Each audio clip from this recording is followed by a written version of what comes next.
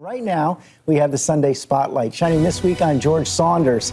Short story collections almost never crack the bestseller list, but Saunders has done it with his new book, 10th of December.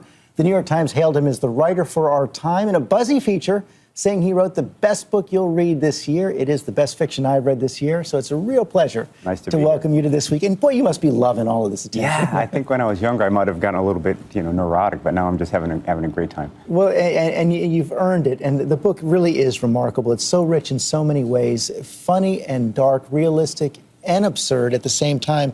But what I want to focus on for just these few minutes is that, something that we talk about all the time here on This Week. You really seem to tap into this economic anxiety that so many Americans are feeling right now. Yeah.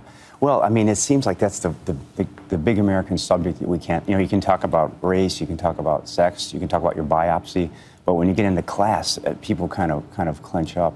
And I had, in my 20s, I had a series of that kind of classic American experience where you are kind of going down and you think, that's enough, now I'm going to turn myself around, and then you go down a little more.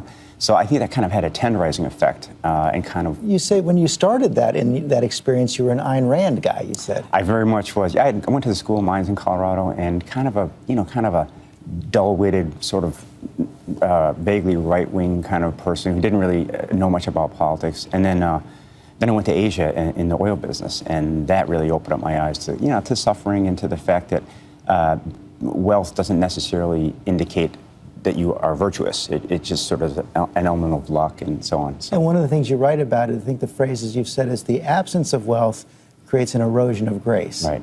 Or as Terry Eagleton put it, capitalism plunders the sensuality of the body. So fiction isn't actually a great propaganda tool.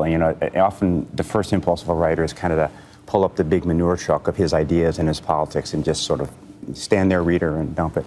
But I find that if you just concentrate on language and on making sort of lively human situations, then ideas and sort of, they come out of the woods. Well, that's what I wanted to ask you about. So if you set out to write overtly political fiction, it wouldn't work. It never does, and I've tried, and it doesn't work. There's something about the intimacy of the exchange demands openness on both sides. And on the writer's part, openness means I really don't know. I might think I know, but I don't.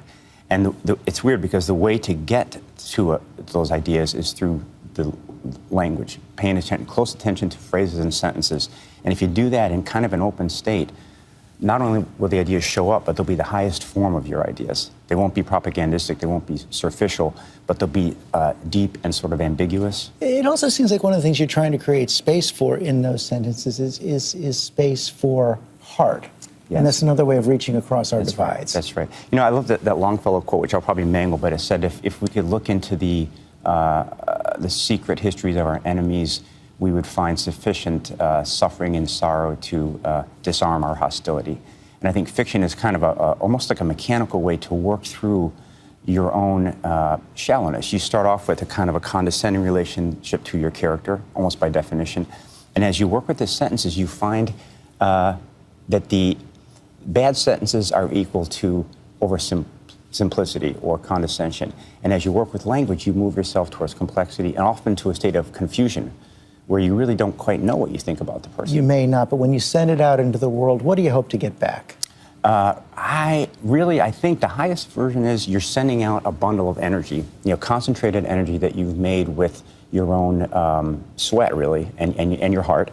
And it goes out and it jangles somebody. That's the highest form. Now, there's another level where you do hope to make people more alive in the world, maybe more aware of the fact that we have more in common with others than we think we do. That's kind of a hope, but even that gets a little bit intentional. So for me, it's just trying to deliver an energy charge in a certain way. Well, you did it for me, and you've done it for so many more. The book is called 10th of December. Thank you very much, George Saunders. If you'd like to read an excerpt of it, go to our website at abcnews.com/thisweek.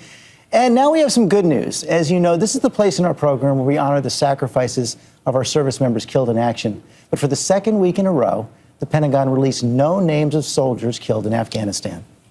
That is all for us today. Thanks for sharing part of your Sunday with us. Check out World News with David Muir tonight, and join us Tuesday night when Diane Sawyer and I will anchor complete coverage of the State of the Union starting at 9 p.m. Eastern. I'll see you tomorrow on GMA.